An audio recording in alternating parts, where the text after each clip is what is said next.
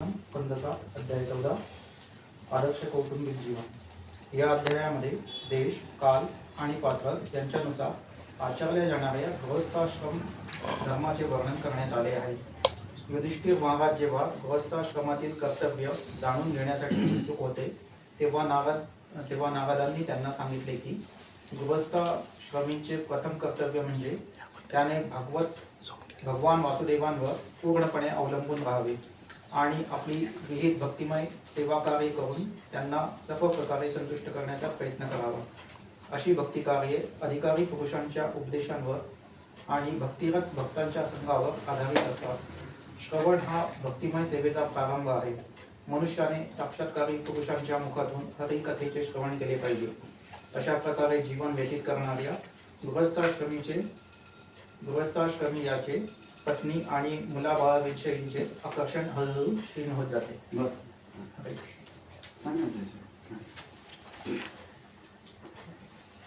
येथे आपल्याला भक्तीमधली जी काही प्रथम स्टेप आहे ती म्हणजे श्रवण, ही सगळ्यात महत्त्वाची आहे। कारण जोपर्यंत आपण श्रवण करत नाही ते पण जे प्रमाणित गुरु शिष्य परंपरा आहे त्याच्यानुसार जोपर्यंत आपण श्रवण करत नाही तोपर्यंत आपण भक्तीमध्ये प्रवेश करू शकत नाही, किंवा तोपर्यंत दुसऱ्या शब्दात सांगायचे तर आपण हे नास्तिकच जीवन जगत राहतो।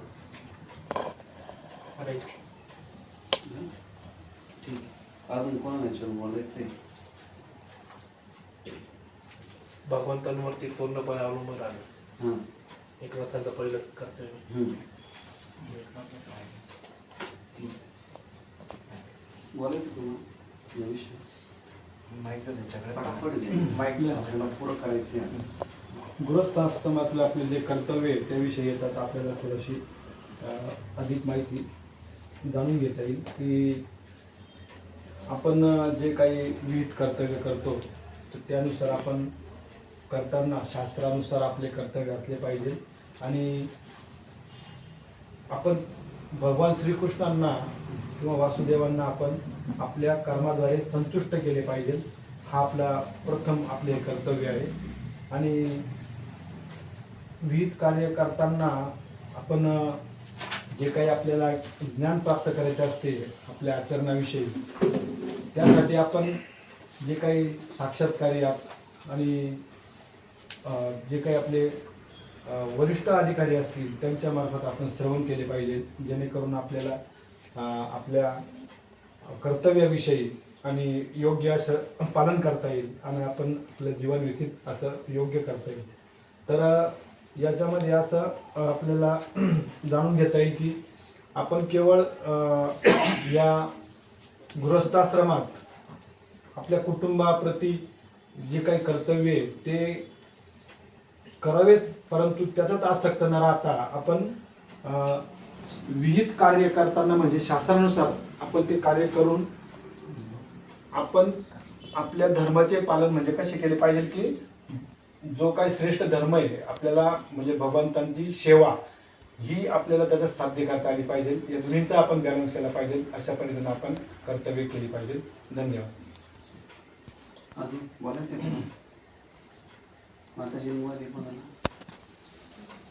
याच्यामध्ये बघा त्यांनी महत्वपूर्ण जे आपल्याला मुद्दा सांगितलेला आहे तो एकच याच्यामध्ये की आपल्याला जे आकर्षण आहे ना आपलं पत्नी आणि मुलं कुटुंबाच्या प्रती आपण जे पूर्णपणे या ठिकाणी आसक्त असतो ना ते आसक्ती आपल्याला क्रमशः घटवायची।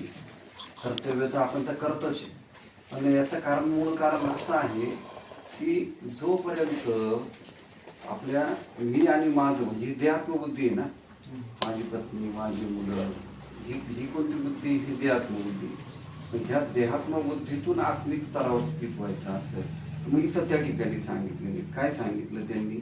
कर्तव्य सांगितलं। म्हणजे सगळ्यात पहिलं आणि सगळ्यात मोठं जर कर्तव्य सांगितलं की वासुदेव भगवते भक्तियोग प्रयोजित जनयत्याशु वैराग्यम ज्ञानच यद अहेतुकम। आलं का लक्षात? तर हे आपलं सगळ्यात मोठं कर्तव्य आहे की आपण भगवान वासुदेव यांच्या भक्तीमध्ये लागलं पाहिजे। आणि वासुदेव यांच्या भक्तीमध्ये ज्यावेळी आपण लागतो तेव्हा ज्ञान प्राप्त होतं म्हणजे काय होतं? ज्ञान प्राप्त होतं म्हणजे आपल्याला सत्सद विवेक बुद्धी प्राप्त होते. सत्सद विवेक बुद्धी म्हणजे काय? तर काय चांगलं काय अयोग्य. आपलं टार्गेट काय ठरलं की सवय पुंसा पूर्व धर्म यतो भक्तीर दिशज अहेतुक्य अप्रतिहता ययात्मा सुप्रसिद्धी. म्हणजे ही जी काही शुद्ध भक्ती आहे भगवान श्रीकृष्णांची, ही आपल्याला करून आपल्याला त्या ठिकाणी भगवंतांना संतुष्ट करायचंय. म्हणजे याच्यामध्ये काय म्हटलेलं आहे सगळ्या याच्यामध्ये वैदिक शास्त्रात, यस्मिन तुष्टे सर्व तुष्टे. जर भगवंत तुष्ट झाले तर सगळं, जसं झाडाच्या मुळाला पाणी घातलं त्या ठिकाणी झाडाच्या सगळ्या अंगांना प्राप्त होतं. आपल्या तोंडामध्ये घास घातला तर काय होतं? शरीराच्या सगळ्या इंद्रियांना त्या ठिकाणी शक्ती मिळते. तर त्याप्रमाणे आपलं जेव्हा आपण भगवान श्रीकृष्णांना संतुष्ट करतो तर आपण सर्व देवदेवता आणि सगळं आपले त्यांना तर संतुष्ट करतो, पण आपली त्या ठिकाणी पूर्णता भक्तीची प्राप्त होती. का पूर्णता होती? का आपण आपली त्या भक्तीद्वारे स्वरूप स्थितीमध्ये पुन्हा स्थित होऊ शकतो. ही आपल्याला या म्हणून आपण काय केलं पाहिजे? भगवंतांचं पहिलं कर्तव्य काय? तर त्याच्यामध्ये वासुदेव भगवंतांची भक्ती करायची. हे सगळ्यात मोठं पहिलं कर्तव्य. आणि शुद्ध भक्ती करायची. आणि त्यासाठी कशीच करावं लागेल? ती जे गुरु परंपरेतले जे त्या ठिकाणी सिद्ध झालेले लोक आहेत, अनुभव ज्यांनी घेतलेला आहे, त्या गुरु परंपरेतील प्रामाणिक गुरुंकडून श्रवण करायचंय. आलं लक्षात? मग त्यांच्या याच्यामधून जर संगी केले आणि त्या भक्तांची काय करायची? संगती करायची. तर सांगितलेलं आहे त्या भक्तांच्या संगतीपर निर्भर करेगा. त्यांच्या संगतीमध्ये त्या म्हणून सांगितलेलं वरिष्ठ भक्तांची संगती. सारखे भक्त असले का काय करता? तुम्हाला खाली वाढता. लक्षात घ्या. ते तुम्हाला कनिष्ठ भक्त असले तर काय होतं? तुम्हाला स्वतःला गर्व येण्याची शक्यता असते की मी खूप ज्ञानी. आलं का लक्षात? म्हणून वरिष्ठ भक्त जर आपल्यापेक्षा असले तर त्या ठिकाणी त्यांच्याकडून आपण ज्ञान प्राप्त करून घेतो. म्हणून पहिलं एक कर्तव्य याच्यातलं एक लक्षात घ्या की आपण कौटुंबिक आसक्तीतून मुक्त झालं पाहिजे. कर्तव्यापासून नाही. कौटुंबिक आसक्ती. आसक्ती काय करते? आसक्ती तुम्हाला नवीन जन्म देते. एक इच्छा, एक आसक्ती, एक नवीन जन्म. आपल्याला मनुष्य जन्माचं कर्तव्य हे करायचंय. काय करायचंय? जन्म मृत्यू जरा व्याधीतून. मग आपल्याला जे आसक्ती आहे ना, जसं आपण लहान मुलगा असतं, सगळे आपले आनंद इच्छा या सगळ्या त्या मुलाभोवती त्या ठिकाणी केंद्रित होतात.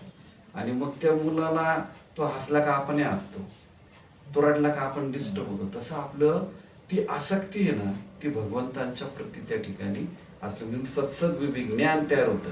आता वैराग्य म्हणजे, वैराग्याची व्याख्या कालच मी सकाळी एका लेक्चरमध्ये ऐकतो. वैराग्य म्हणजे काही सोडायचं नाही. कृष्ण भक्तीमध्ये वैराग्य म्हणजे तुम्ही सगळं काही सोडून द्यायचं नाही. तो वैराग्य म्हणजे तुम्ही फक्त अनासक्त व्हायचंय. भगवंतांच्या प्रती आसक्त आणि इतरांच्या प्रती अनासक्त होऊन कर्तव्य बुद्धीत राहायचंय. यांनी सांगितलं तर कर्तव्य आपल्याला कोणाला चुकलेलं नाही. ते कर्तव्य बुद्धीत राहायचंय, परंतु त्याच्यामध्ये श्रवणाद्वारे आपण त्या ठिकाणी काय करायला पाहिजे? भक्तीचा आपल्या प्रारंभ केला पाहिजे. हे सगळ्यात या ठिकाणी महत्वाचं आहे. म्हणून मनुष्य जन्मास याच्यात फार महत्वपूर्ण आपल्याला संदेश मिळालेला आहे की वासुदेवान भगवंतांची भक्ती करणं, श्रवण करणं, सिद्ध लोकांकडून श्रवण करणं हे त्या ठिकाणी महत्वाचं आहे. मुद्दा पुढचा कोण घेतं? पटकन लेडीज मध्ये कोणी घेतं? गृहस्थांनी यांनी आपल्या कुटुंबाच्या पालन पोषणासाठी सत्सद विवेक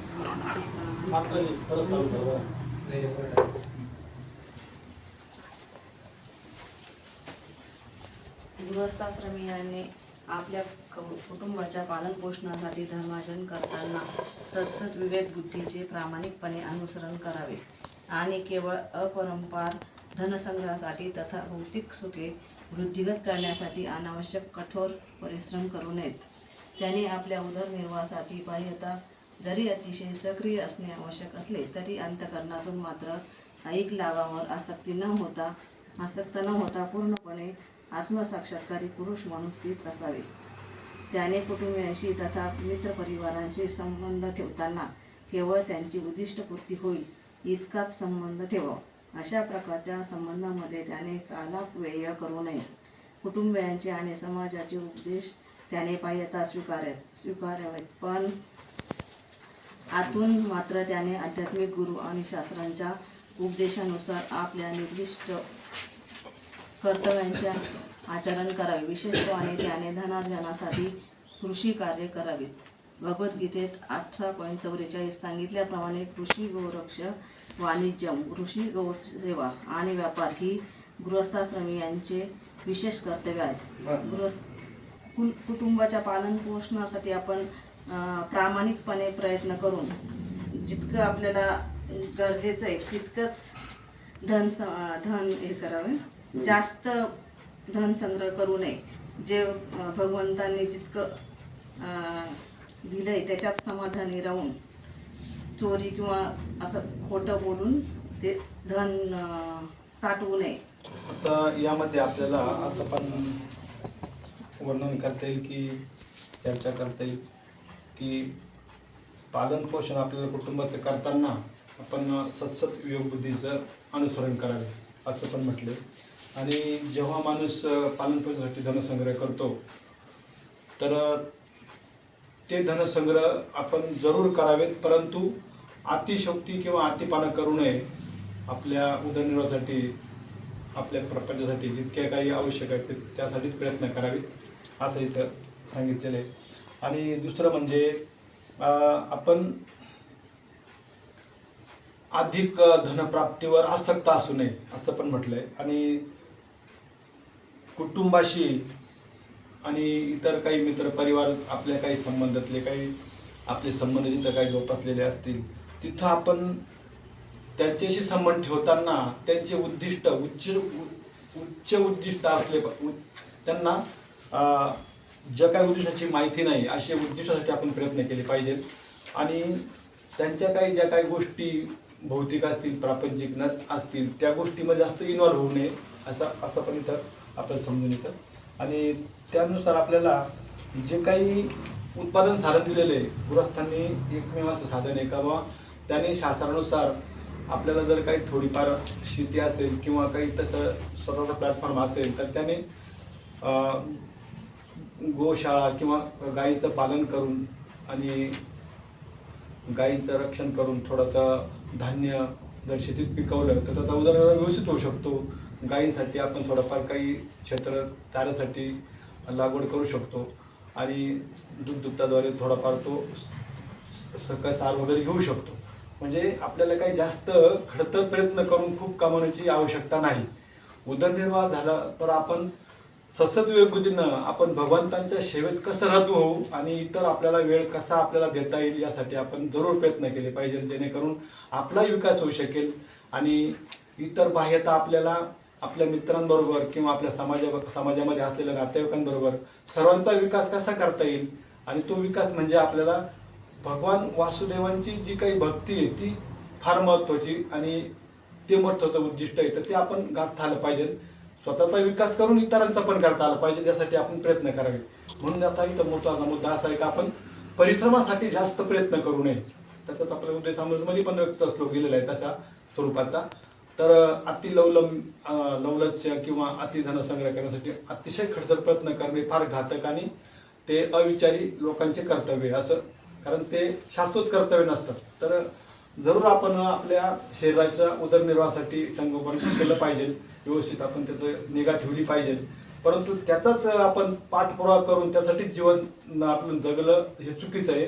तसं जीवन यापन करणं चुकीचं आहे. म्हणून त्याच्या सहित आपण आपल्या मित्रासाठी परिवारासाठी आणि समाजाच्या प्रभावासाठी आपण उत्कृष्ट कार्य केलं पाहिजे आणि यातून आपल्याला हा पण मिळू शकतो. तर थोडा प्रबोधी होईल आता. धन्यवाद. अत्याहार प्रयास सच्च प्रजल व निर्माग्र जनसंगत जलोलज्ज षडवीर भक्ती प्रदर्शते. उपदेश सांगितलेले आपल्याला स्पष्टपणे सांगितलं आहे की ज्यावेळी आपण अति इंद्रिय तृप्तीसाठी धनाचा हे करतो तेव्हा काय करतो आपण, संग्रह प्रवृत्ती असतो. संग्रह प्रवृत्तीतून काय होतं, आपलं धनाच्या प्रती आसक्त होतं आणि आपली त्या ठिकाणी भक्ती त्या ठिकाणी. म्हणून धन जे आहे, आता पण का बरं अत्याहार धन का बरं आपण हे करतो, धनाची आसक्ती का असते आपल्याला? धन आपल्याकडं, आपण बघा प्रत्येकाला धन जास्त हवं असं का बरं वाटत असतं? उपभोग घेण्यासाठी, इंद्रिय भोगासाठी आपल्याला त्या ठिकाणी. तर याच्यामध्ये ज्यावेळी आपण अति धन होतं ना, तर त्याच्यामध्ये धोका एकच असतो की आपण त्या धनावर डिपेंडंट होऊन जातो. माझ्याकडं पैसा आहे आणि मग तो पैसा त्याला त्या ठिकाणी लालच देतो खूप, आणि त्या लालचमधून मग त्याला स्वतःचा त्याचा अहंकार भोगतो की मला कोणाची गरज नाही. त्या मिथ्या अहंकाराचं पोषण त्यामुळे ठिकाणी होतं. आणि जेव्हा मिथ्या अहंकाराचं पोषण होतं तेव्हा वास्तविक जो अहंकार आहे, वास्तविक अहंकार काय, मी भगवान श्रीकृष्णांचा दास आहे, तो त्या ठिकाणी काय होतो, इफेक्ट होतो त्याच्यावर. तो ॲटोमॅटिक वास्तविक अहंकार प्रदर्शित नाही होत, तो ऍक्टिव्ह होत नाही, कार्य नाही करत. आलं का लक्षात? म्हणून त्या ठिकाणी आपल्याला, आणि बघा आपण जे काय अतिधन हे करतो, आपल्यामध्ये एक प्रवृत्ती असते, आपल्यामध्ये धन संग्रह करायची प्रवृत्ती असते, पण वैदिक शास्त्राप्रमाणे धन खर्च करण्याची प्रवृत्ती नसते. बरोबर आहे ना? श्रील प्रभुपादांनी याच्यावरती सांगितलंय की तुम्ही ठीक आहे, धन कमवायचे तुम्हाला खूप जरी असेल ना, तुम्ही जे कमवलं त्यातलं 50% धन तुम्ही त्या ठिकाणी कृष्ण भावनेच्या प्रचारासाठी दिलं पाहिजे. होत नाही ते, पण आपण ऐकून तरी त्या ठिकाणी शकतो. म्हणून याच्यामध्ये सगळ्यात महत्वाचं त्या ठिकाणी मुद्दा देऊन की तुम्हाला प्रभुपाद म्हणतात, तुम्हाला स्वरूप सिद्ध व्यक्ती बनायचंय. म्हणजे तुम्हाला दासत्व भाव जे आहे त्याच्यामध्ये सिद्ध व्हायचं, म्हणजे साधना सिद्ध होऊन तुम्हाला जीवनमुक्त बनायचंय. याच्यामध्ये सांगितलंय स्वरूप शुद्ध व्यक्ती बनना चाहिए. ते आपल्या जीवनाचं टार्गेट झालं पाहिजे. आपल्याला काय बनायचंय, स्वरूप सिद्ध व्यक्ती बनायचंय. तर हे सगळ्यात महत्व त्या ठिकाणी. आणि याच्यामध्ये त्यांनी फार महत्वाचा मुद्दा दिलेला आहे, गृहस्थ को पारिवारिक सदस्य तथा समाज के आदर्श को ऊपर से ग्रहण करना चाहिए, लेकिन सार रूप में उसे गुरु तथा शास्त्र द्वारा बताए गए वृत्तिपूर्वक कर्तव्य में लगना चाहिए. कसं असतं की कुटुंबातील जे सदस्य असतात ना, त्यांच्यामध्ये आपण अत्याधिक आसक्त असतो. मग ते लोक तुम्हाला काही आध्यात्मिक दृष्टिकोनातून अडथळा ठरतील अशा प्रकारचे काही या ठिकाणी, किंवा सामाजिक आदेश असतात, काही राष्ट्रीय आदेश, म्हणजे ज्याला आपत्कालीन धर्म म्हणतात.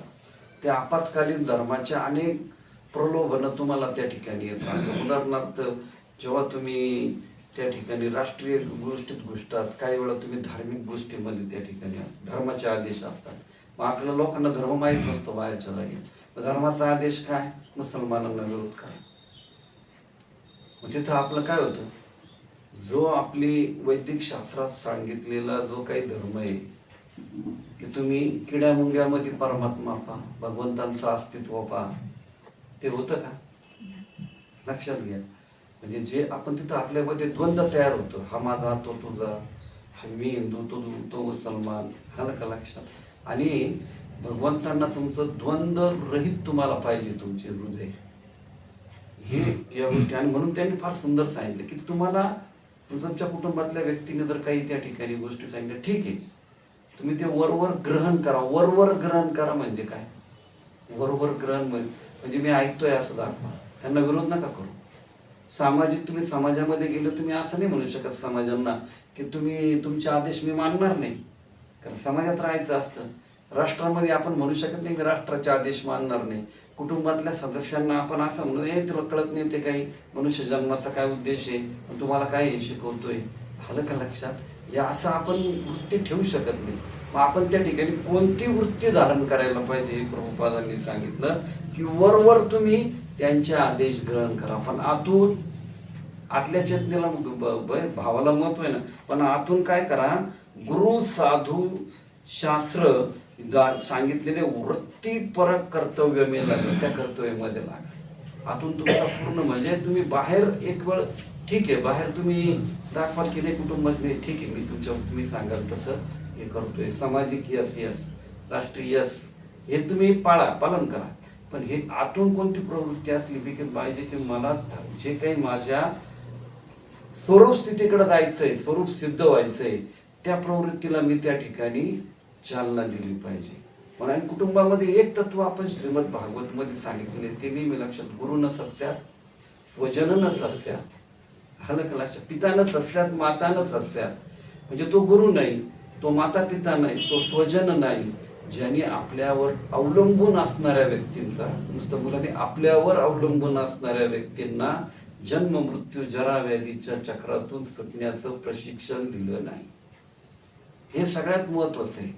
म्हणून आपलं सगळ्यात पहिलं भागवतम कर्तव्य काय सांगते, तुम्ही तर त्या ठिकाणी सुटाच, तुम्ही तर अनासक्त, पण तुमच्या कुटुंबातील इतर सदस्यांना हे सत्य सांगण्याचं धाडस करा. त्यांना हळूहळू त्या मार्गाकडे न्या. आपण बाहेर खूप सांगतो, पण घरामध्ये जे आपल्यावर अवलंबून असणारे लोक आहे ते सगळे लोक काय झाले पाहिजे, कृष्ण भावना भावित होऊन हे प्रत्येक ही एक दैवी अरेंजमेंट आहे, वर्णाश्रमाची अरेंजमेंट आहे. आपण भगवंतांच्या योगाने एकत्र आलेलो आहे. मग ते कुटुंब म्हणून, समाज म्हणून, राष्ट्र म्हणून हे सगळं योगाने काही आपण भाग्याच्या याच्याने या ठिकाणी एकत्र आलो. तेव्हा आपल्या सगळ्यांचं कर्तव्य काय की सगळ्यांना कृष्ण भावनामृत त्या ठिकाणी बनवू. कृष्ण भावनामृत बनवणं म्हणजे काय, कृष्ण भावनामृत बनवणं म्हणजे नुसतं संस्थेत जाणं नाही. कृष्ण भावनेत बनवणं म्हणजे आपली चेतना ही भगवान श्रीकृष्णांची जे काही सांगितलंय, काय सांगितलंय की तुम्ही आत्मा आहात आणि तुम्ही भगवंतांचे दास आहात. तुम्ही दास असल्यामुळे शाश्वत तुमचं काय आहे, जिवेरे स्वरूप आहे, कृष्णेर नित्यदास. तुमचं भगवंतांच्या सानिध्यात राहायचंय, तुम्हाला भगवंतांच्या नित्य लीला सेवेमध्ये त्या ठिकाणी प्रविष्ट व्हायचंय. हे तुमचं स्वरूप स्थिती ना, ती तुमची पण प्राप्त करण्यासाठी प्रयत्न करा.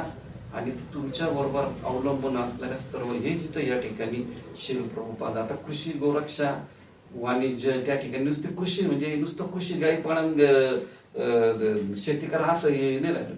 कृषी गोरक्षा आणि वाणिज्य याच्यामध्ये काय सांगितलं, कृषीमध्ये कसं असतं की साधं जीवन, आपल्याला काबाड कष्ट करावे लागत नाही. शेतकऱ्याचं जीवन पाहिलं आपण साधं, पण ते काळानुसार त्याच्यामध्ये देशकाल परिस्थितीप्रमाणे त्याच्यामध्ये कॉम्प्रोमाइज त्या ठिकाणी करावं लागतं. आणि त्याच्यातला सगळ्यात महत्वाचा मुद्दा कॉम्प्रोमाइज म्हणजे आपल्याला आपल्या स्थितीकडे पुन्हा जायचंय, याला त्या ठिकाणी प्राधान्यक्रम द्यायला शिकायचं, त्याला सगळ्यात जास्त महत्व आहे. मग आपण जर म्हटलो ना नुसतं की नाही मग प्रभुपादांनी सांगितलं की 2 गाई घ्या आणि शेती करा, नंतर आपण प्रभुपादांना शिवाय देतो. कारण आपण तेवढे समर्पित नाहीये, आपली तेवढी आर्थिक बरोबर आहे ना. त्या काळी त्यांच्या काळी होतं तसं. म्हणजे प्रभुपादांनी सांगितलेले विचार काही बदलले असं नाही, पण त्या इकॉनॉमिकल कंडिशन्स बदलू शकतात, आर्थिक कंडिशन त्या ठिकाणी. आणि लोकांना वर्णाश्रम माहीत नाही. लोकांना वर्णाश्रम म्हणजे लोकांच्या डोक्यात, जनतेच्या डोक्यात असे की ब्राह्मण असतो, दलित असतो. त्यांना हे माहित नाही की गुणानुसार माणसं बदलतात, गुणानुसार स्वभाव बदलतात, ह्या गोष्टी माहीत नसतात. त्याच्यामुळं आपण त्याच्यातला मथित अर्थ घ्यायचा. चातुर्माय सृष्ट गुणकर्म इथेतला शकतो काय चातुर्माय सृष्ट गुणकर्म स्वभावानुसार गुणांचा व्यक्तीला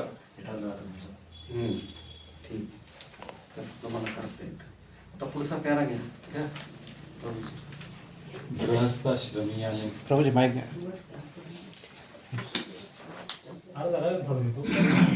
बटन नका प्रेस होते फक्त.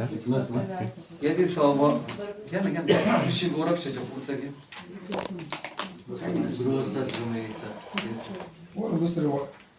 गृहस्थाश्रमीयास जर भगवत कृपेने अथवा योगायोगाने अधिक धनप्राप्ती झाली तर त्याने त्या धनाचा कृष्ण भावनेच्या प्रचारासाठी योग्य तो उपयोग केला पाहिजे. त्याने केवळ इंद्रिय तृप्तीसाठी म्हणून अधिकाधिक धनसंग्रह करण्यासाठी आतुर असू नये. आवश्यकतेपेक्षा अधिक धनसंग्रह करण्यात प्रयत्नशील असणारा मनुष्य चोर असतो आणि म्हणून प्राकृतिक नियमाप्रमाणे दंडनीय ठरतो. हे त्याने सतत ध्यानात ठेवले पाहिजे. बोलायचं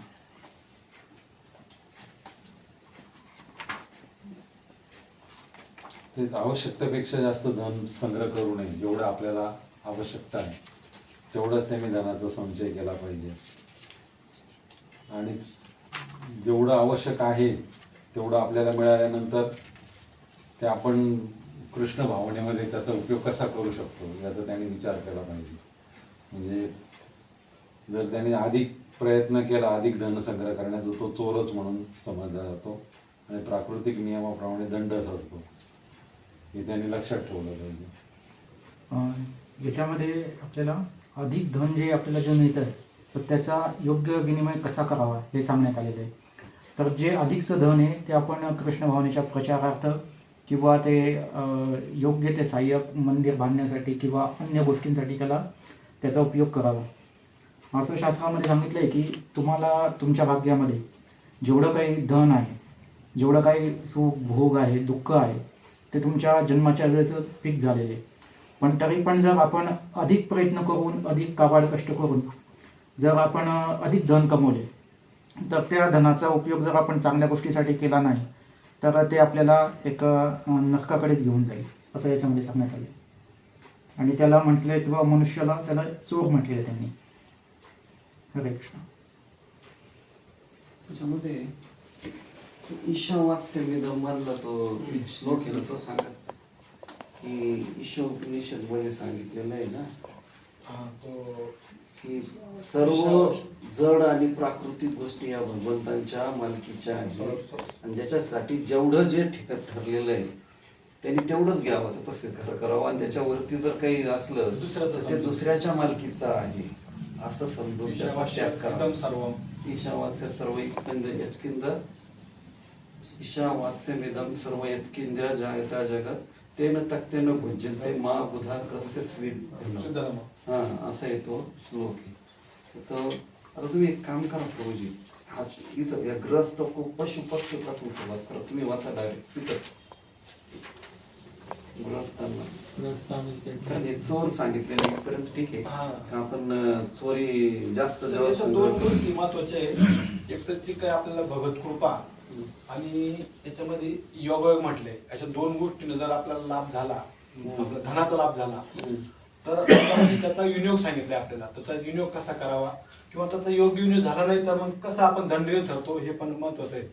या दोन गोष्टी आपण ध्यानात ठेवायला पाहिजे. मला कष्ट करून मिळवलेली गोष्ट आले की पण तुमच्या कष्ट करू नये असं तुम्हाला खूप धन मिळालं, तो काय मिळण्याचा भाग जरी मिळाला तर पण त्याच्यात दोन गोष्टी अशा का बा भगवत कृपेने मिळतं आपल्याला. जे काय मिळतं भगवत कृपेने मिळतं आणि योगायोग पण असतो. कधी कधी कष्ट करूनही आपल्याला यश येईल त्याची गॅरंटी नसतेच. म्हणजे जरी मिळालं बी त्याच्यामध्ये तरी त्या धनाचा धन मिळतं याच्यापेक्षा तो कसा खर्च मिळालं धनाचा तुम्ही योग्य जर उपयोग नाही केला, म्हणजे काय योग्य उपयोग म्हणजे तुम्ही जे काही भगवत कार्यासाठी लागणाऱ्या आवश्यक बाबी त्यासाठी तो खर्च करत आला पाहिजे, जेणेकरून आपल्याला समाजाप्रती कुटुंबाप्रती पुढे घेऊन जाण्यासाठी काय त्यांच्या गोष्टी ज्या काही त्यांना सहाय्यक गोष्टी त्या पण आपण त्याला जोडून त्यासाठी खर्च करू शकतो. येतो ना खर्च आपल्याला सत्संग चालत आहे आपल्याला. याच्यामध्ये चोर मानलं गेलेलं आहे आणि प्रकृतीने दंडनीय म्हणजे काय? दंडनीय म्हणजे आपल्याला ना ज्या गोष्टी निषेध आहे या गोष्टी जर तो पैसा लावला तर मग त्याचा आपल्याला पापाने कृत्यामध्ये मोडणारं कर्म आहे ते आपल्याला लागू पडतं आणि त्याचे भोग परिणाम त्याचे विपरीत म्हणजे नरकाला दिसून घेऊन जाणार असतात. समजलं? तर याचा पण आपण आता हात लावू शकतो. बरोबर आहे ना? तर मग आपण जे काही सहाय्य करतो ना भगवत कार्यासाठी ज्या काही गोष्टी आपल्याला करायच्या आहेत त्यासाठी आपण ते प्रयत्न केले पाहिजे, तिथं तो खर्च केला पाहिजे. केवळ एकच गोष्टीला नाही तर आपण सगळ्या समाजाला आपण पुढे घेऊन जायचंय. तर मग आपण त्यासाठी केवळ असं नुसतं उपदेश देऊनच होणार नाही, तर आपल्याला त्यासाठी प्लॅटफॉर्म आणावं लागेल. एक वस्तुस्थिती आपल्याला तिथं सत्र एकत्रित होण्यासाठी एक व्यवस्था असली पाहिजे. नंतर बाकीचा प्रसाद पाणी असतो, बाकीच्यांचा खर्च असतो, तिथं काही लागणाऱ्या वस्तू आहे त्या भगवत सेवेसाठी लागणाऱ्या वस्तू आहे ह्या आपण तिथं खर्च केला पाहिजे. त्याचा विनियोग हा इथं सांगितलेला आहे. बरोबर ना? आणि बाकीचं जे काही त्याचं सोडून जर व्यतिरिक्त काही खर्च असेल तुमचा वेगळा अयोग्य असेल तर त्याचा दंड आपल्याला ज्याप्रमाणे तो पापमय कार्य करण्यामध्ये लावला तर तो दंड आपल्याला म्हणजे नरकाची होणारा तो मार्ग आहे. समज तर ह्या गोष्टी आपण त्याच्यातून जाणू शकतो. तर बोला तुम्हाला काय बोलतो.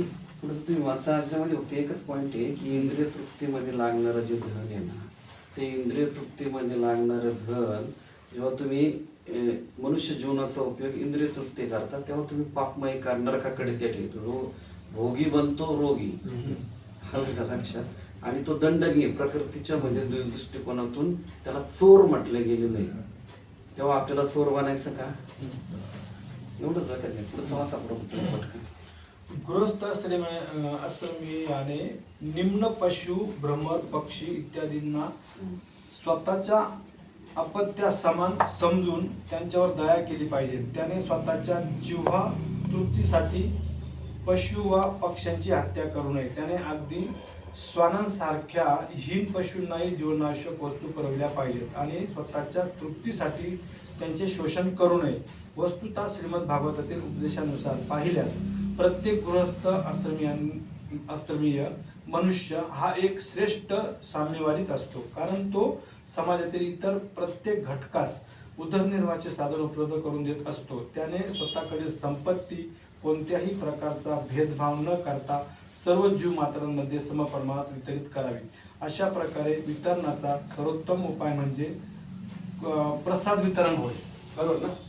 एवढंच घ्या, पुढे घ्यायचं.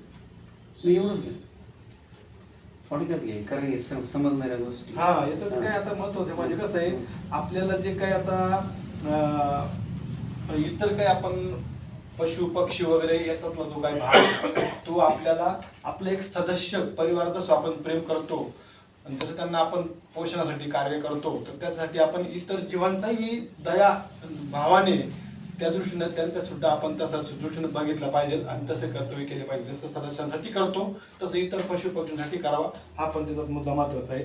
आणि दुसरं म्हणजे आम्ही सणासारखे जरी कोणी असले तरी असे पशु असले तरी त्यांच्यासाठी आपण ते प्रयत्न केले पाहिजेत. दुसरं म्हणजे कसं आहे का आपल्याला जे काही उदरनिर्वाहाचे साधन करून दिलेले आहे तर ते साधनं आपल्याला त्याची संपत्ती कोणत्याही प्रकारचा भेदभाव न करता जीव मात्रामध्ये समप्रमाणात वितरित करावी. म्हणजे आपल्याकडे जे काही जमणारे आपल्याला जे काही उत्पन्न मिळतं हा, तर ते आपलं एकट्याचं नसतं, तर त्याचा प्रत्येकाचा असा अर्थ आहे की तो प्रत्येकाचा शेअर असतो. आपल्या उत्पन्नामधला प्रत्येकाचा शेअर असतो. ते भले कुटुंबातला कोणताही सदस्य असतो किंवा मग कुठला आपण इतर काही आपल्यावर निर्भर असणारे नसणारे सुद्धा काही कर्तव्य म्हणून आपण त्यांच्यासाठी काही गोष्टी त्याला प्रेरणा देण्यासाठी आणि काही गोष्टींना आपण महत्त्व देण्यासाठी ह्याच्यात पण आपण थोडाफार त्यासाठी शेअर असतो. म्हणजे प्रत्येकाला शेअर दिलेला आहे. तर हा भाग आपण समजून घेतला पाहिजे. आणि केवळ मी कमवलेले पैसे माझेच आहे आणि मी माझ्या मनेच खर्च करील आणि माझ्या मनेच मी वागल, तर ते हे चुकीचं सांगितलं. त्याच्यामध्ये हा एक भाग आपण जागून ठेवला. मी बोलू का याच्यावर दोन पॉईंट? मी बोलू का?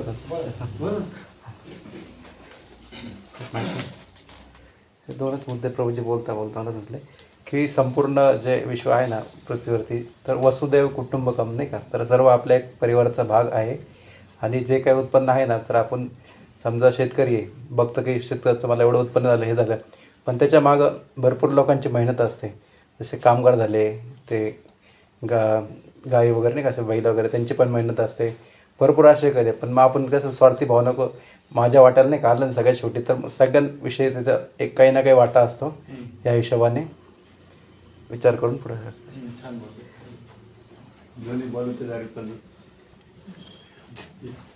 याच्यामध्ये ना त्यांनी सगळ्यात महत्त्वाचं सांगितले, तुम्ही प्रत्येक योनीला जो आहे त्याला आत्मवत सर्वभूतेषु माना आणि प्रसाद वितरण ही सर्वात श्रेष्ठ आहे.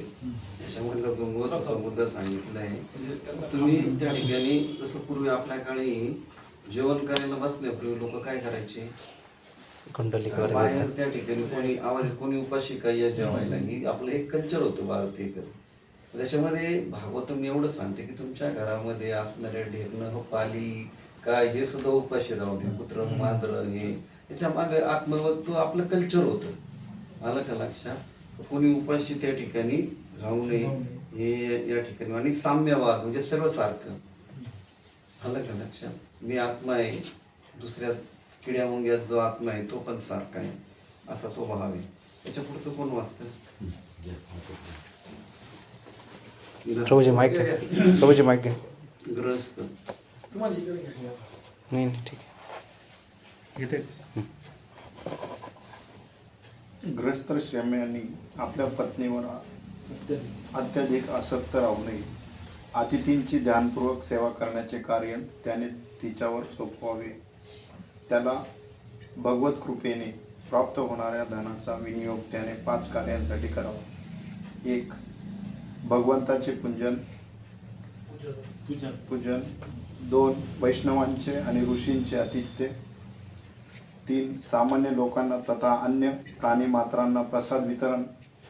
4. पितरांना प्रसाद अर्पण करणे. 5. स्वतः प्रसादाचे सेवन करणे. ग्रस्त श्रम्यांनी वर सांगितल्याप्रमाणे प्रत्येकाचे आदरातिथ्य करण्यास सदैव तत्पर असले पाहिजे. त्याने भगवंताच्या प्रसादाव्यतिरिक्त इतर कोणत्याही पदार्थ ग्रहण करू नये. भगवद्गीतेत 3.13 म्हटल्याप्रमाणे यज्ञशिष्टान संतो मुच्यन्ते सर्व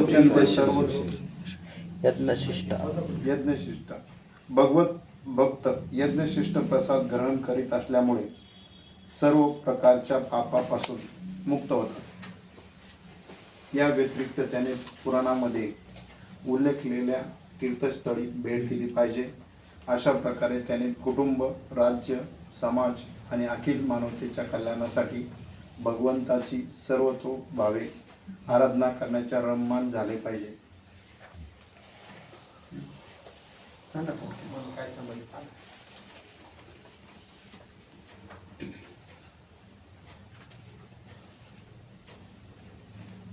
याच्यामध्ये असं त्या धनाचा 5 कार्यामध्ये कसा उपयोग करावा. भगवंताचे पूजन, वैष्णवांचे व ऋषींचे आतिथ्य, सामान्य लोकांना तथा अन्य प्राणीमात्रांना प्रसाद वितरण व पितरांना प्रसाद अर्पण करणे, स्वतः प्रसादाचे सेवन करणे. आणि ह्या धनाचा आपल्या कुटुंबासाठी, समाजासाठी, राज्यासाठी कसा उपयोग करावा हे याच्यातून सांगितलं. बोलू बोलू. हरे कृष्ण. मी याच्या आधी जेवढे वरिष्ठांचे प्रवचन ऐकलेले आहेत तर त्याच्यामध्ये असं सांगितलं की तुम्ही तुमच्या गृहस्थ जीवनामध्ये की स्त्रीने पुरुषावर, पुरुषाने स्त्रीवरती जास्तपणे असं आकर्षण ठेवून एक तुमचा एक धर्म संसार जसा पुढं चालेल त्या हिशोबाने तेवढंच हे ठेवायला पाहिजे. आणि जे स्त्री जे असते ते पुरुषाचे जे अर्धांगिनी असते तर जे कार्य असतं पुरुषाचे तर ते तिने करायचे असतं. म्हणजे काही तर सर्वात पहिले म्हणजे की जेवढं आपलं पुढची संतती वगैरे हे आहे त्याच्यासाठी व्यवस्थापन करण्यामध्ये. आणि जास्त जर तुम्ही आसक्त असले की अंधकालामध्ये मग तुम्हाला जर स्त्री पुरुषावर आकर्षित झाल्यावर किंवा पुरुष स्त्रीवरती तर पुढचा जन्म तुम्ही त्याच्यामध्ये जाल. म्हणजे कोणते पण जे तुमची आसक्ती आहे ना तर ती नवे बीज अंकुरित करते असं आहे. तर आपल्याला हे बीज दग्ध करून टाकायचे. त्यांच्या परत त्यांना आपल्याला आसक्ती ठेवायची नाही. पुढच्या जन्मात त्या बीजांमुळे आपल्याला परत नवीन अंकुर येऊन जन्माला लोक यायला. आणि जे आपले धर्मामध्ये सांगितलं ना अतिथी देवो भव हे ते तर जे काही धन काही कमवू आपण तर ते अतिथींच्या सेवासाठी, इतर वैष्णवांच्या सेवासाठी आणि तसा प्रसाद वितरणासाठी याच्यासाठी करावं नाही. घरामध्ये जो बनवतो प्रसाद म्हणजे अन्न जे बनवतो त्याचा भोग दाखवला पाहिजे. त्याच्या व्यतिरिक्त इतर कुठली वस्तू आपण विदाऊट भोग दाखवल्याशिवाय खाऊ नये असं सांगितलेलं आहे. आणि भगवत भक्त हा प्रसादच ग्रहण करतो. इतर जर त्याने ग्रहण केलं तर ते पापच असतं. आणि तसेच वेगवेगळे जे धार्मिक स्थळ आहेत तीर्थस्थळी त्यांना भेट द्यावी. कुटुंब, राज्य, समाज आणि अखिल मानवतेच्या कल्याणासाठी भगवंतांची सर्वतोभावे आराधना करण्याचं श्री सदैव रममान राहावे. हे जे सांगितलं याच्या व्यतिरिक्त काही सांगायचं? याच्या व्यतिरिक्त म्हणजे याच्यात जे सांगितलंय किंवा त्यांनी सांगितलं याच्या व्यतिरिक्त काही सांगायचंय? शक्यतो आपण रिपिटेशन करण्यापेक्षा नवीन काही मुद्दा असला ना त्याच्यावर आपण बोललो पाहिजे. त्याच्यात आता थोडंसं म्हणजे अनुसरूनच बोलतो थोडंसं का आपण जी काही कार्याची विभागणी आहे ती समजा पुरुष हा धन कमावण्यासाठी मार्गी असतो, तो व्यवसाय बिझनेस नोकरी पाणी करून तो धन कमवतो आणि घरातील मग जर स्त्रीने काय करायला पाहिजे का घरात आलेले अतिथी येणारे कोणी जर असले आपले स्नेही तर त्यांनी तिचा म्हणजे त्यांचा व्यवस्थित आदर सत्कार करावा. आदर सत्कार म्हणजे कसा करावा का तो कमीत कमी त्यांच्याशी व्यवस्थित बोलणं, त्यांना चहा पाणी विचारणं करणं, त्या गोष्टीचं प्रसारासाठी म्हणजे ह्या गोष्टी तिनं सक्षम असलं पाहिजे किंवा चाणक्य असलं पाहिजे म्हणजे जेणेकरून आपल्या घरातून ती व्यक्ती असं थोडंसं चांगल्या प्रेमाने आणि चांगल्या भावनेने ती बाहेर जाताना म्हणजे एक आशीर्वाद रूप ते त्याच्याकडून काहीतरी आपल्या मुखातून तो आपल्याला देऊ शकतो. अशा पद्धतीचं कार्य असलं तर मग ते जरा योग्य राहील असं पण एक महत्त्वाचं आहे. आणि दुसरी गोष्ट म्हणजे जो काही आपण आता इथं ह्या काही 4 गोष्टींचा 5 गोष्टींचा जो काही महत्त्वाचा भाग आहे त्यासाठी खर्च करावा आता ते मी पण सांगितलं. आणि तिसरी गोष्ट म्हणजे आता ही मला काही समजली नाही, आपण समजा पुराणामध्ये काय उल्लेखलेलं असं म्हणजे तीर्थस्थळ आहे तर तीर्थस्थळाचा म्हणजे तिला भेट द्यावी हा जो भाग आहे, भेट द्यावी हा जो भाग आहे तीर्थस्थळ जावा पण त्याचा उद्देश काय असावा हा महत्त्वाचा भाग आहे. तीर्थस्थळी जाऊन आपण ऍक्च्युली शास्त्रात काय दिलेले तीर्थस्थळाला जाणं म्हणजे काय योग्य असं ते महत्त्वाचं आहे. आणि तो जरा प्रभू सांगते माझा अंदाजे तर त्याच्याविषयी कसं आहे तो भाव असला पाहिजे, तीर्थाचा उद्देशाचा महत्त्व असलं पाहिजे. आणि नुसतं स्नान करून परत येणं आणि एखादं परपंचिक कुटुंब कसं असतं का बा त्याचा लाभ असा होतो का पुण्य आपलं कमी व्हावं, पुण्य धुवून जावं म्हणून आपण स्नान करून तीर्थातून स्नान करून आपण त्याचं हा भाव ठेवतो. परंतु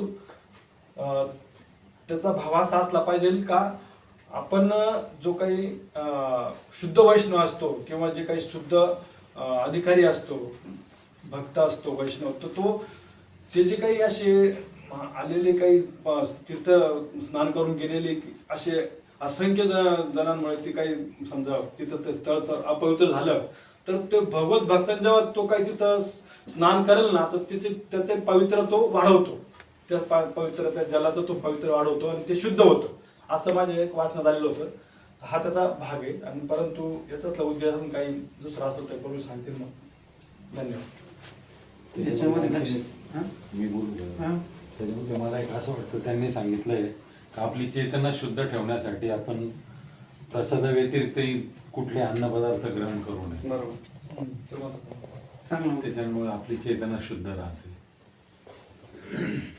हे बघा कृष्ण भक्तीमध्ये पुरुष एकमेव भगवान श्रीकृष्ण आहे.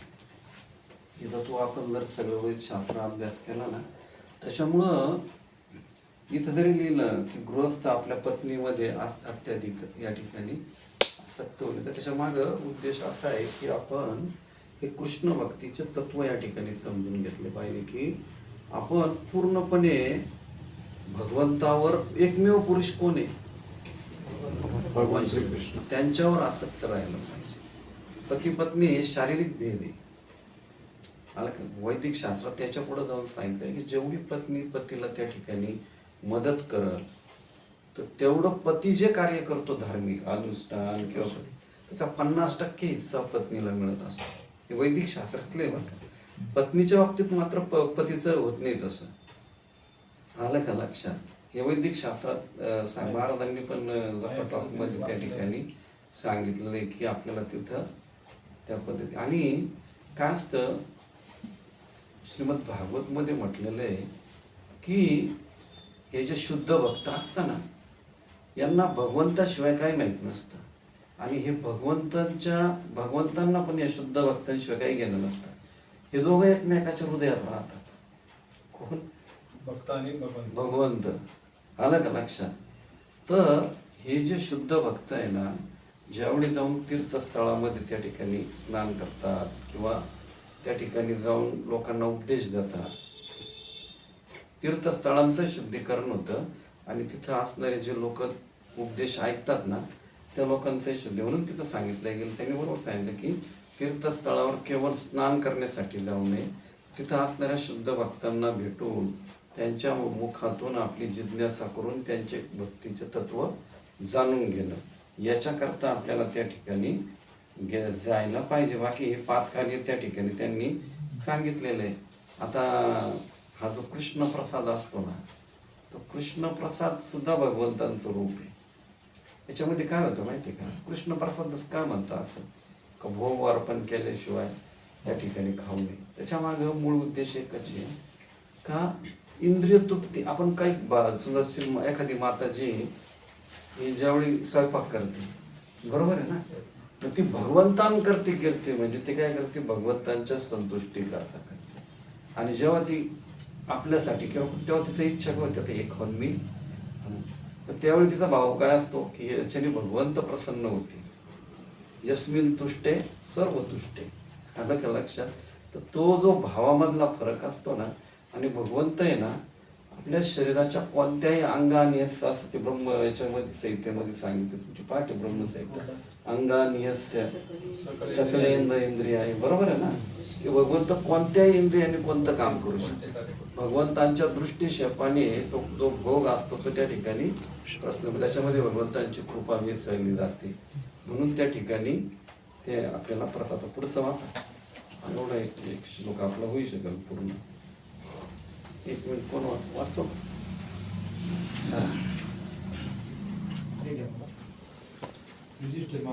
श्रीयुधिष्ठिर उवाच गृहस्थे आणि पहिला अनुवाद.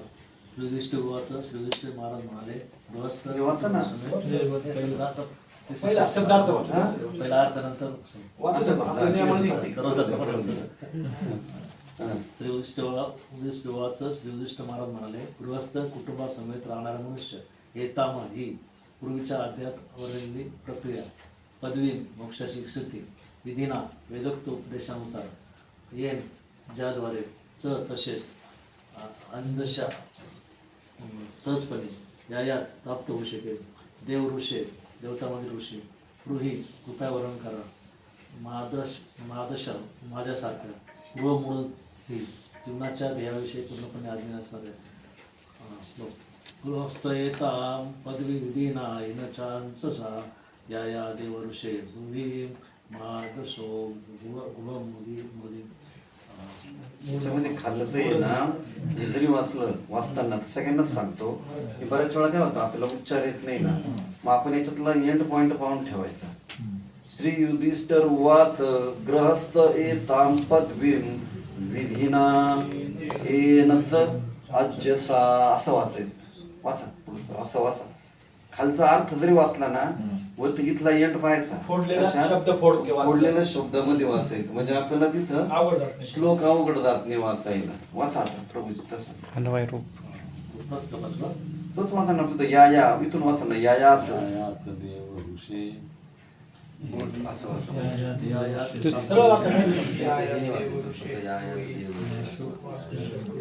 वाचा. मादृश्य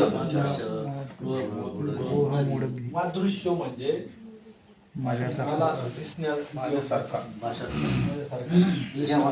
युधिष्ठिर महाराजांनी देवर्षी नारदांना पुढीलप्रमाणे प्रश्न विचारला. हे प्रभू, हे देवर्षे, जीवन ध्येयाविषयी आज्ञेने असणाऱ्या आमच्यासारख्या गृहसक्त व्यक्ती वेदांच्या आदेशानुसार सहजपणे कशी काय मोक्ष प्राप्ती करू शकतात, कृपया आता आम्हास कथन करावे. तात्पर्य. देवर्षी नारदांनी गुरुच्या अध्यायामध्ये ब्रह्मचारी, वानप्रस्थ आणि संन्यासी यांच्या कार्याचे वर्णन केले. त्यांनी सर्वप्रथम या 3 आश्रमांचे कर्तव्य स्पष्ट केले. कारण मनुष्य जीवनाच्या ध्येयप्राप्तीसाठी हे 3ही आश्रम अत्यंत महत्त्वपूर्ण आहेत. आपण हे ध्यानात ठेवले पाहिजे की ब्रह्मचारी, वानप्रस्थ आणि संन्यास या 3 आश्रमामध्ये मैथून जीवनास मुळीच वाव नाही. पण गृहस्थांना मात्र मैथून संबंधांना ठराविक नियमांतर वाव देण्यात आलेला आहे. म्हणून नारदांनी ब्रह्मचारी, वानप्रस्थ तथा संन्यास या 3 आश्रमांचे सर्वप्रथम वर्णन केले. कारण मनुष्यास मैथुनांची मुळीच आवश्यकता नाही, हे सर्वप्रथम वर्णन केले. कारण मनुष्यास मैथुनांची मुळ हे प्रथम हे तर त्यांना स्पष्टपणे सांगायचे होते. ज्या मनुष्यास मैथून जीवन अपरिहार्य वाटते त्याला गृहस्थ जीवनात प्रवेश करण्याची अनुमती दिली जाते आणि असे कौटुंबिक जीवन गृह तथा शास्त्राच्या नियमानुसार व्यक्त करते. युधिष्ठिर महाराजांना हे सर्व माहीत होते. म्हणून एक गृहस्थ या नात्याने त्यांनी स्वतःला गृहमेधी अर्थात जीवन ध्येयाविषयी पूर्णपणे आज्ञानी म्हणून प्रस्तुत केले. कौटुंबिक जीवनामध्ये रमलेल्या मनुष्यास जीवनाच्या ध्येयाविषयी खचितच ज्ञान नसते आणि त्याची बुद्धीही तितकीशी प्रगत नसते. जास्त मनुष्याने शक्य तितक्या लवकर आपले तथाकथित सुखकारक कौटुंबिक जीवन त्यागण्याचा प्रयत्न केला पाहिजे आणि वनात जाऊन तपश्चर्या केली पाहिजे. तपो दिव्य पुत्रका ऋषभदेवाने आपल्या पुत्रांना दिलेल्या उपदेशात असे म्हटले आहे की मनुष्याने तथाकथित सुखकारक परिस्थिती निर्माण करण्याचा प्रयत्न न करता तपश्चर्या करण्याचा प्रयत्न केला पाहिजे आणि त्याने अशा प्रकारे जीवन जगून जीवनाचे अंतिम ध्येय प्राप्त केले पाहिजे. याच्यातले आहे ना हे बाकी सोडून डायरेक्ट युधिष्ठिर महाराजांनी सांगितलं ना तिथून सांग फक्त वरचं काय आहे वाचलं समजून गेलं. गृह मूळ देवी तिथून सांग. दुसऱ्या पानावरचं युधिष्ठिर महाराजांना हे सर्व माहीत होते म्हणून एक दिवस त्या नात्याने त्यांनी स्वतःला गृहमेधी अर्थात जीवन ध्येयाविषयी पूर्णपणे अज्ञानी म्हणून प्रस्तुत केले. ते वाचलं तुम्ही सांगा त्याच्यावर एक्सप्लेनेशन.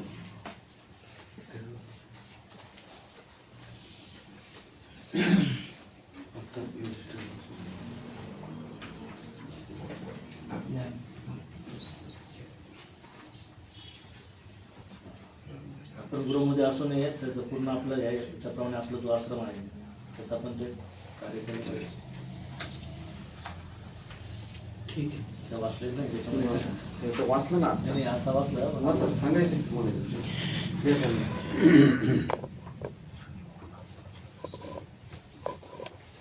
आपल्याला इथं गृहस्थाश्रमी असणाऱ्यांना म्हणजे ॲक्च्युली तो जर अज्ञानी कसा असू शकतो याचं सुंदर वर्णन आहे. म्हणजे गृह मूढ धी, मूढ म्हणजे मूर्ख, धी म्हणजे त्याची मती, असा जो गृहस्थ असेल म्हणजे जो अज्ञानी जीवन ध्येयाविषयी अज्ञानी मनुष्याचं वर्णन येतं. म्हणजे सुंदर आहे. आणि त्याने म्हणजे आपले जे जीवन आहे त्याच्या ध्येयाविषयी त्याला जर ज्ञान नसलं तर तो कसा प्रकारे त्याचं बुद्धीचा वापर करतो त्याच्याविषयी आपल्याला इथं कल्पना दिलेली आहे.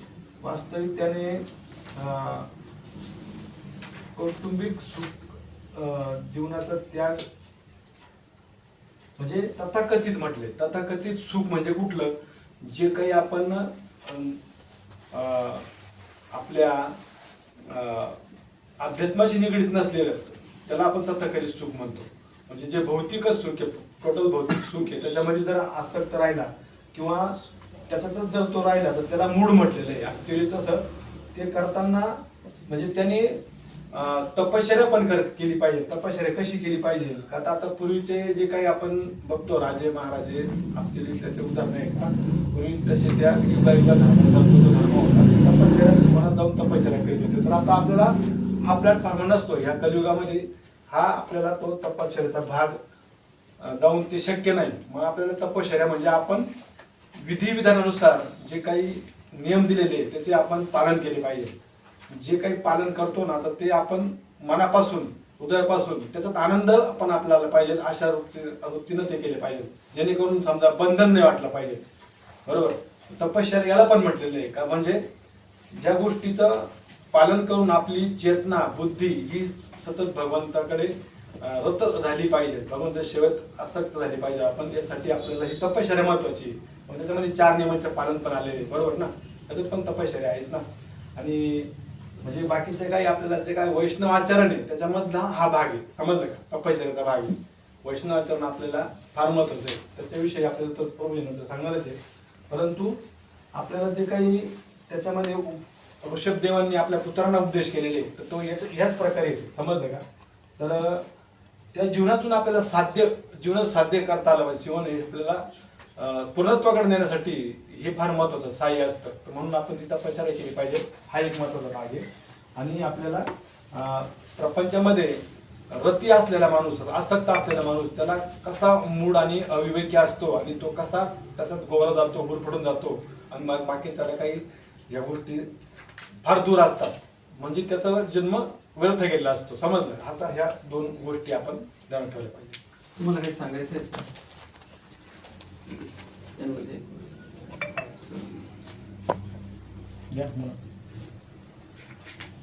आपल्या ज्या वैदिक व्यवस्थेमध्ये 4 वर्ण व्यवस्था सांगितलेल्या आहेत. एक बालप्रस्थ आश्रम, पहिले म्हणजे त्याच्यामध्ये ज्ञान ग्रहण करणे. दुसरं ग्रस्त आश्रम, त्याच्यामध्ये आपण काही ते 16 संस्कारापैकी काही संस्कार लग्न करणे, अर्थ अर्जन करणे, मुलं आपण हे करणे, आणि तिसरं म्हणजे आपल्याला वानप्रस्थ आश्रम. त्याच्यामध्ये आपण जे हे 2 प्रस्थ आश्रम ज्ञान ग्रहण केलं आणि आपण ग्रस्त आश्रमामध्ये जे आपण आपल्याला ज्ञान प्राप्ती झालेली त्याचा उपदेश कसा देता येईल हे वानप्रस्थामध्ये आपण करतो. ह्या 3 आश्रमाविषयी हे सांगितलेलं आहे. बाकीचं ते संन्यास नाही ते. हरे कृष्ण. येथे ऋषभदेवांनी आपल्या पुत्रांना तपश्चर्या करण्याचा सल्ला दिला आहे आणि त्याच्या तपश्चर्या करून आपण जीवनाचा अंतिम ध्येय प्राप्त केलं पाहिजे असं सांगितलं आहे. तर आपलं जे अंतिम ध्येय आहे ते भगवत धामामध्ये जाणं, भगवंतांना संतुष्ट करणं आणि त्याच्यासाठी पहिले वैष्णवांना संतुष्ट करणं असं सांगण्यात आलेलं आहे.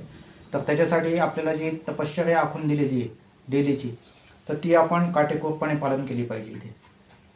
हरे कृष्ण. बघा याच्यामध्ये मूढती हा शब्द वापरलेला आहे. म्हणजे ज्या मनुष्याला आपल्या जीवनाचं अंतिम लक्ष्य काय हे ज्याला माहित नाही तो गृहमूढ. म्हणजे तो ग्रहामध्ये राहतो पण त्याला जीवनाचं लक्ष्य, मनुष्य जीवनाचं लक्ष्य हे अंतिम लक्ष्य. मग आपण चर्चा केली आपल्या सर्व स्थितीमध्ये स्थित होणं, भगवत धामात जाणं, वैदिक शास्त्राचं अध्ययन करणं, त्याच्यासाठी हरे कृष्ण महामंत्राची साधना करणं, हे जे काही म्हणजे त्याला साध्यही माहीत नाही, साधनही माहीत नाही. तो जीवतो कशाला? तो केवळ कुटुंब भरण्यासाठी जगतो. जो व्यक्ती नुसता केवळ कुटुंब भरण्यासाठी जगतो पण त्या कुटुंबाची तशी तो भौतिक प्रगती करण्याचा प्रयत्न करतो, तशी त्याने त्याची आध्यात्मिक प्रगती सुद्धा करायला पाहिजे. त्यांनाही त्या ठिकाणी मनुष्य जीवनाचा अंतिम उद्दिष्ट त्या ठिकाणी प्राप्त करून देण्यासाठी प्रयत्न केले पाहिजे. लक्षात घ्या, त्याला काय म्हणतात? असं जो करत नाही त्याला काय म्हणतात? आणि असं जो करतो त्याला काय म्हणतात? ग्रस्त. तर आपल्याला ग्रस्त व्हायचे, गृहमूढी. आणि या कलियुगामधला सगळ्यात मोठा यज्ञ कोणता? संकीर्तन यज्ञ. हरे कृष्ण महामंत्राचा जप संकीर्तन. तर तो मनुष्य जीवन कशासाठी? कम्फर्ट झोन मध्ये राहण्यासाठी, सुख सुविधा, इंद्रिय तृप्ती करण्यासाठी का? मनुष्य जीवन हे तपोदिव्यम पुत्रम. त्याच्यामध्ये ऋषभदेवाने आपल्या ज्या मुलांना त्या ठिकाणी सांगितलं, मग त्यांना भगवंत त्या ठिकाणी त्यांना का प्रसन्न झाले की त्या सगळ्या पुत्रांनी एकमेकांना सहकार्य केलं. कशासाठी सहकार्य केलं? मनुष्य जीवनाचा अंतिम उद्दिष्ट साध्य करण्यासाठी, तपस्या करण्यासाठी साध्य केलं. मग जेव्हा आपण आपल्या जीवनामध्ये भक्तांच्या संगतीत राहतो आणि एकमेकांना सहकार्य करतो, कोणतं सहकार्य करतो? मनुष्य जीवनाचा अंतिम उद्दिष्ट साध्य करण्यासाठी, तेव्हा भगवंत त्या ठिकाणी प्रसन्न होतात. आणि हे मनुष्य जीवन हे इंद्रिय भोगासाठी नाही. हे मनुष्य जीवन कसं प्राप्त झाले असं एकदम माहिती घेतली पाहिजे. जेव्हा माहिती घेतो तेव्हा आपल्याला मनुष्य जीवन का मिळाले. मग ते स्त्री पुरुष वरचे आवरण सोडून द्या, पण मनुष्य जीवन भेटलं त्याच्या जर आपण मी काल सांगितलं 1 योनी करोड कोटी फेरा. आपण समुद्रात किती वर्ष होतो, पाण्यात किती वर्ष होतो, वृक्ष योनीत किती वर्ष होतो. म्हणजे उत्क्रांतीनंतर, एवढ्या उत्क्रांतीनंतर मनुष्य जन्म मिळाला. त्याच्यामध्ये आपण अधिक भाग्यवान काय की कलियुगामध्ये, ज्या द्वापर युगामध्ये भगवान श्रीकृष्ण अवतीर्ण होतात, त्याच्यानंतर येणाऱ्या कलियुगामध्ये लगेच चैतन्य महाप्रभू प्रत्येक वेळी सृष्टीच्या म्हणजे प्रलयानंतर जे काही येतो हा जो काही, तर त्याच्यामध्ये असा एक जबरदस्त आपल्यासाठी सुवर्ण काळ आलेला आहे कलियुगाचा. का ह्या कलियुगामध्ये जर आपण हे वैदिक शास्त्र, गुरु साधू शास्त्र हे नाही घेतलं, अध्ययन नाही केलं आणि आपण जर या ठिकाणी आपण तपस्या नाही केली, साधना सिद्ध म्हणतात त्याला, साधना सिद्ध होऊन आपल्या हृदयातले षडानर्थ, पूर्वजन्मेचे अनेक त्या ठिकाणी संस्कार, कुसंस्कार या सगळ्यांचा अभ्यास करून जर हे हरिनामाच्या साधनेने धुवून नाही टाकले गुरु साधू शास्त्राच्या आश्रयाने, तर मग आपल्याला तो आपण मूढच राहून जाऊ. पुन्हा आपण एक जसं आपलं परत अधपतन झालं, भक्तीत राहिलो तर कमीत कमी आपल्याला परत मनुष्य जन्म मिळाला आणि आपण परत भक्तीमध्ये राहू. पण जर त्या ठिकाणी आपण भक्तीमध्ये नाही राहिलो तर काय होईल? परत जाऊ आपण पुन्हा एक जन्म कोटी कोटी फेरा आपण थांबू. पण अशा पद्धतीने मनुष्य जन्माचा हा खरा उद्देश आहे. आपल्याला याच्यात एक दोन श्लोक झाले तर लगेच आपण परत भगवद्गीतेकडं, तर हे आपल्याला फार महत्वपूर्ण आहे समजून घेणं की आपण त्या ठिकाणी कुटुंबाच्या प्रती कर्तव्य भावनेत राहायचं. भगवंतनी भगवद्गीता सांगितली ते अर्जुनाला आळशी माणसांसाठी भगवद्गीता नाही. उलट अर्जुन काय म्हणत होता, मी साधू बनतो, संन्यासी बनतो. भगवंतांनी काय झालं, तू सारे कर्तव्य कर तुझं, आणि तुझं कर्तव्य करताना काय कर, अनुस्मर युद्ध कर. तसं बरोबर आहे ना? तसं तर ते आपल्याला ती भावना आपण जोपासायला पाहिजे. आणि ह्या बाकीच्या अति धनसंग्रहाला, काबाड कष्ट करण्याला, गरजेपुरतं आपण राहिलं ठीक आहे, आपण बचती करू शकतो, हे करू शकतो. भगवंतांच्या प्रती आपण कार्यामध्ये आपलं तन्मन धनाने भाग घ्यायला या ठिकाणी आपण तयार राहिलं पाहिजे. म्हणून असं म्हणतो, तुम्ही जेव्हा दीक्षा घेता ना, तुमचं तन मन धन कुटुंब पैसे हे सगळं गुरूंच्या मालकीचं होतं.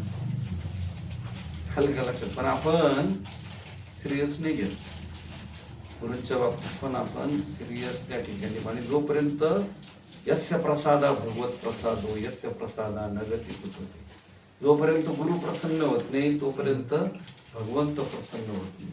तर आपले गुरु या ठिकाणी याला येत आहे कधी 23 तारखेला येत आहे. तोपर्यंत आपण कमीत कमी, आता आपण याची मीटिंग घेऊ एक त्या दिवशी, बाकी कोणता उद्देश हे नाही करायचा.